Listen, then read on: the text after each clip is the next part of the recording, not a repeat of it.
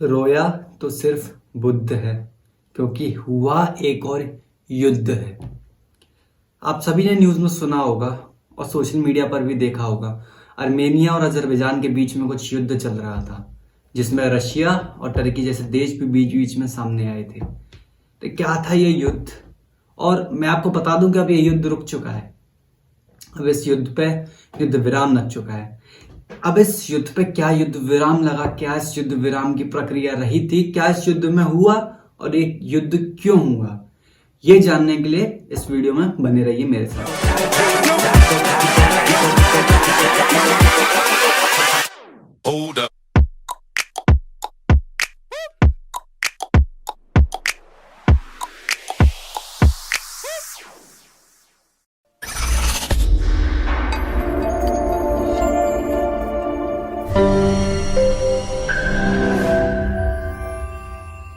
तो दोस्तों, सबसे पहले तो हम ये जानते हैं कि आर्मेनिया और अजरबैजान आखिर है कहां पर।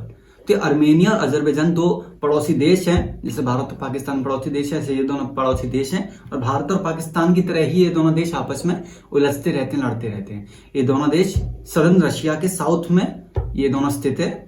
ये कॉकाशस की घाटी में ये दोनों देश हैं, ये दोनों बॉर्डरिंग देश हैं। तो दोस्तों, इन दोनों देशों के बीच में भी एक जो कन्फ्लिक्ट चल रहा था, ये पिछले 6 हफ्ते से चल रहा था और अब इस कन्फ्लिक्ट पे युद्ध विराम लग चुका है। आर्मेनिया के प्रधानमंत्री पीएम निकोल पाशियान ने कहा है कि this loss is incredibly painful for me and for my people. तो जैसे कि आप देख सकते हैं कि उनके बयान में उदासता दिखती है कि उनके देश की आखिर हार हुई है। हम इस बात का अनुमान लगा सकते हैं कि इसके कैसे उनके आर्मेनिया की इस युद्ध में हार हुई है। इसके बारे में हम आगे चर्चा करेंगे इस वीडियो में। ये जो रीजन है, ये जिस रीजन के लिए ये लड़ाई हुई थी, उस रीजन का नाम है नगोर्नो काराबाख। नगोर्नो काराबाख एक ऐसा रीजन है जो कि दोनों देशों के बीच में स्थित है, जैसे कि 1994 के बाद से अजरबैजान के हाथों में माना जाता है। और आर्मेनिया के जो लोग हैं, आर्मेनियन पॉपुलेशन है, जो लोग आर्मेनियन भाषा बोलते हैं, वो लोग इस रीजन में मेजोरिटी में है। और वही लोग इस रीजन की सेमी ऑटोनॉमस सरकार भी चलाते हैं। उसी रीजन को लेकर ये युद्ध हुआ था।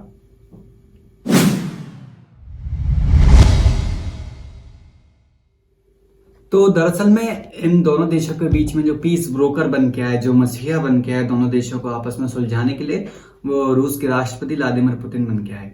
व्लादिमीर पुतिन, रशिया, इन दोनों देशों से बराबर से ही बना के चलता है। तो इन दोनों देशों के बीच में जो संधि हुई है, उसमें क्या है वो मैं आपको बताता हूँ। कि इन दोनों देशों के बीच में जो संधि हुई है कि आर्मेनिया जो है अपनी जो सेना है उस रीजन से वापस बुलाएगा। अजरबैजान ने इस युद्ध में जितनी भी लैंड ग्रैब करी है, जो युद्ध में उसने जीती है, वो अजरबैजान ही रखेगा। रशिया अपने 1900 पैदल सैनिक ट्रूप्स को इस रीजन में उतारेगा, नगोर्नो काराबाख रीजन में, ताकि शांति वार्तालाप हो पाए, शांति बहर हो पाए और दोनों देशों की सेना को डिफ्रेंशिएट कर दे, अलग अलग कर दे। और क्या इसके कंसिक्वेंसेज रहे हैं? अजरबैजान में जश्न मनाया जा रहा है इस वक्त। अजरबैजान और टर्की दोनों में जश्न मनाया जा रहा है, क्योंकि उन दोनों देशों ने मिलकर ये युद्ध आर्मेनिया के अगेंस्ट लड़ा था और आर्मेनिया के साथ कोई भी नहीं था।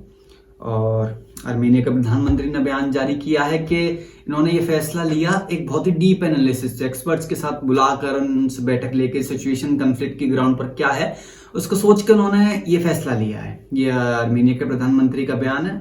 और आप मैं बता दूं कि आर्मेनिया के लोग इस वक्त बहुत ज्यादा गुस्से में। उन्होंने गुस्से में जो पार्लियामेंट है आर्मेनिया की, उसे स्टॉर्म कर दिया मतलब वहां पर धरना प्रदर्शन कर दिया। इंडिया में तो हमें इन चीजों की आदत है, लेकिन फॉरेन पॉलिटिक्स में ये चीजें अनसिविलाइज्ड मानी जाती है। लोगों ने वहां का गुस्सा दिखाया, उनका जायज है गुस्सा। क्या ये कैसी लीडरशिप थी जिसकी वजह से हमारा देश हार गया।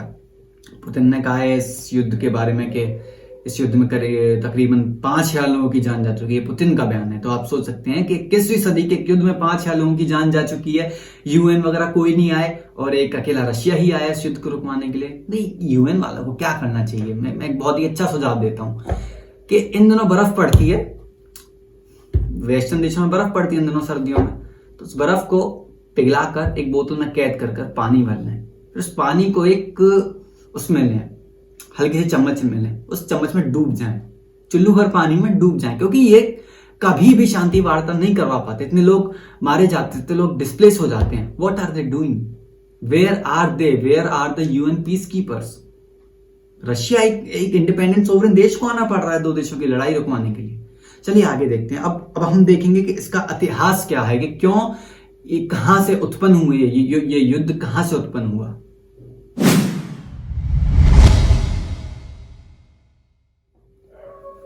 तो इससे पहले कि हम इतिहास जाने, हम ये समझते हैं कि डिप्लोमेसी क्या है दोनों देशों की। तो सबसे पहले तो मैं बता दूं कि आर्मेनिया और अजरबैजान दोनों ही आई रिपीट रशिया से एक मधुर संबंध बना के चलते हैं। लेकिन आर्मेनिया थोड़ा खास है रशिया के लिए, क्योंकि वो रशिया और आर्मेनिया के बीच में एक CSTO नाम का अलायंस साइंड है, जिसमें एक दूसरे की म्यूचुअल डिफेंस ट्रीटी के एक दूसरे की मदद करने आना पड़ेगा युद्ध की सिचुएशन में।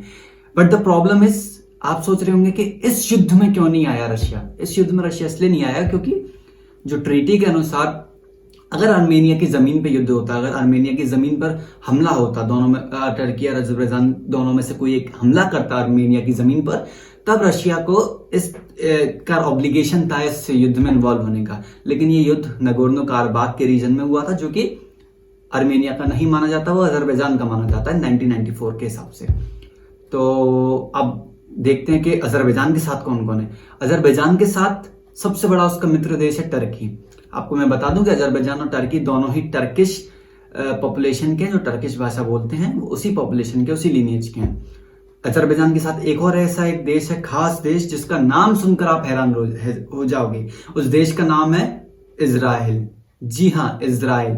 ऐसा कोई युद्ध नहीं जहां पे इजराइल का नाम ना आए, और इजराइल अजरबैजान के साथ है। और एक देश जो कि आर्मेनिया के साथ है, उसका भी आप नाम सुन के हैरान रह जाओगे, ईरान। ईरान आर्मेनिया के साथ है। तो ये समीकरण है। लेकिन ईरान ना ही रशिया इस युद्ध में खुलकर सामने नहीं आए। टर्की खुलकर सामने आया अजरबैजान की तरफ से। इजराइल खुलकर सामने नहीं आया अजरबैजान की तरफ से, उसने वेपन सप्लाई किए। पाकिस्तान खुलकर समर्थन में आया अजरबैजान की तरफ से। पाकिस्तान ने अपने जनरल भी भेजे थे अजरबैजान में। और अब देखते हैं इतिहास इसका क्या है। तो 1920 में ये दोनों देश जो थे, आर्मेनिया और अजरबैजान, उन्हें सोवियत यूनियन का हिस्सा बनाया गया था। रशियन रिवॉल्यूशन हुआ था 1917 में, जिसके बाद यूएसएसआर की स्थापना हुई थी। उस यूएसएसआर का हिस्सा बहुत सारे देशों को बनाया गया था, 15 रिपब्लिक को जोड़कर वो यूएसएसआर बनाया गया था। उस सोवियत यूनियन का हिस्सा थे अजरबैजान और आर्मेनिया, दोनों साउदर्न रशिया में। और अगर आप चाहें तो मैं रशियन रिवॉल्यूशन पर भी एक सेपरेट वीडियो बनाऊंगा, अगर आप कमेंट में बोले तो मैं जरूर बनाऊंगा। और ऐसे ये लोग सोवियत यूनियन में चलते रहते। अब जैसे कि मालूम है, सोवियत यूनियन का फॉल तो हुआ था 1980 में, सोवियत यूनियन का गिरना तय हो गया था, एक सुपर पावर का गिरना तय हो गया था। तो तब इस रीजन में दोनों कम्युनिटीज के बीच में टेंशन बढ़ने लग गई। आर्मेनियन अजरी कम्युनिटी जो थी, उनके बीच में टेंशन बहुत ज्यादा बढ़ गई थी, जो कि बहुत ज्यादा कम्युनिटीज के बीच में वायलेंस होने लगी। नगोर्नो काराबाख के लोगों ने वोट किया कि हमें आर्मेनिया के साथ रहना है, जिसके बाद 6 साल का युद्ध छिड़ा, जो कि 1994 में जाके रुका था। उस युद्ध के अनुसार अजरबैजान के हाथ में नगोर्नो काराबाख दिया गया था, सौंपा गया था, और आर्मेनिया के हाथ में सौंपा नहीं गया था रीजन। लेकिन जो सरकार थी, सेमी ऑटोनोमस सरकार थी नगोर्नो काराबाख की, वो आर्मेनियन ही होल्ड करते, क्योंकि वो वहां पे मेजोरिटी में। और वो जो सरकार है उनकी, वो रिपब्लिक ऑफ आर्मेनिया द्वारा बैकअप है। मतलब आर्मेनियन पॉपुलेशन वहां पे रहती है, और आर्मेनिया एक दूसरा देश है, वो उस पॉपुलेशन जो सरकार को चला रही है, सेमी ऑटोनोमस रीजन को, उसको होल्ड करती है, उसको सपोर्ट करती है। तो ये इन दोनों देशों का इतिहास है कॉन्फ्लिक्ट का, 1994 से पहले का इतिहास है।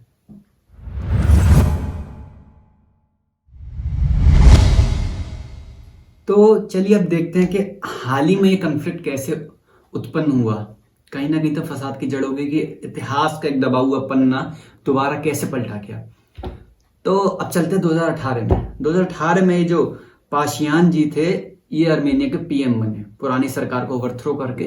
एक रेवोल्यूशन का हिस्सा थे, मतलब नॉर्मल प्रोटेस्ट का हिस्सा थे, जिसके बाद ये प्रधानमंत्री बने। इन्हें सेंटरिस्ट छवि माना जाता है, सेंटर लेफ्ट छवि माना जाता है, बहुत सारे लिबरल हैं। इन्होंने अजरबैजान के साथ पीस डील करने की कोशिश करी। पीस डील अच्छी चल रही थी और सब कुछ सही चल रहा था। ऐसा लग रहा था कि अब ये मसला सुलटेगा, ये दशकों पुराना मसला सुलटेगा। 2019 में पाशियान जी ने एक बयान दिया कि अर्त्स्ताक इज आर्मेनिया, फुल स्टॉप। तो अर्त्स्ताक जो है, ये नगोर्नो काराबाख को आर्मेनियन भाषा में कहा जाता है। और this triggers the Azerbaijanis and Turkish people. अब आते हैं 2020 में। 2019 के बयान का इफेक्ट 2020 में आता है। जुलाई के एंड में थोड़ी बहुत गोलाबारी दोनों देशों में शुरू हो जाती है, और कन्फ्लिक्ट शुरू हो जाता है। 27 सितंबर को ये कन्फ्लिक्ट फाइनली शुरू हो जाता है दोनों देशों की तरफ से। दोनों देश एक दूसरे को ब्लेम करते हैं कि किसने शुरू किया। किसी को नहीं मालूम होता कि किसने शुरू किया। वो जो अनहोनी को कौन टाल सकता है। युद्ध भी कब तक टाला जाए, फेंक जहां तक भाला जाए, तू भी है राणा का वंशज, फेंक जहां तक भाला जाए। अब मेरे को ये अच्छे से याद नहीं है शायरी, लेकिन युद्ध कब तक टाला जाता। 27 सितंबर को युद्ध शुरू हो गया, 6 हफ्ते तक ये युद्ध चला। इस युद्ध में 1,500 लोग मारे गए अजरबैजान की तरफ से, 1,302 लोग मारे गए अर्मेनिया की तरफ से। अजरबैजान ने 5 शहर, 4 कस्बे और 240 गांवों पे कब्जा कर लिया। यह अजरबैजान की जीत थी, इसलिए जीत थी। उनके पास 2 देशों का, बड़े देशों का सपोर्ट था, टर्की और इजराइल का सपोर्ट था। अर्मेनिया के पास किसी का सपोर्ट नहीं था। 40,000 अजरबैजानी डिस्प्लेस हो गए अपने घरों से, 90,000 अर्मेनियंस डिस्प्लेस हो गए अपने घर से। तो हमें समझना चाहिए कि युद्ध कोई सल्यूशन नहीं होता। आप देखिए कि क्या हुआ इस युद्ध में। ये पुराना दशकों पुराना मसला कोई नहीं सुलझा पाया। बड़े बड़े मानवाधिकार सब धरे रह गए। कोई यूएन वगैरह इन देशों में नहीं आते, इन छोटे देशों में नहीं जाते। समझने वाली बात यह है, आपको एक बात बताना चाहूंगा मैं कि अर्मेनियन पॉपुलेशन जो है, 15 लाख अर्मेनियन लोगों को मारा गया था, जिसे हम अर्मेनियन जेनोसाइड कहते हैं। वर्ल्ड वॉर 1 के बाद टर्की ने ही 15 लाख अर्मेनियन लोगों का जेनोसाइड किया था। आज अर्मेनियन लोगों के साथ कोई नहीं खड़ा। मुझे दुख होगा ये बताते हुए कि भारत भी, हमारा देश भी, हमारी सरकार भी अर्मेनियन जेनोसाइड को रिकॉग्नाइज नहीं करती। दुनिया भर की बहुत सारी सरकारें अर्मेनियन जेनोसाइड को नहीं रिकॉग्नाइज करती।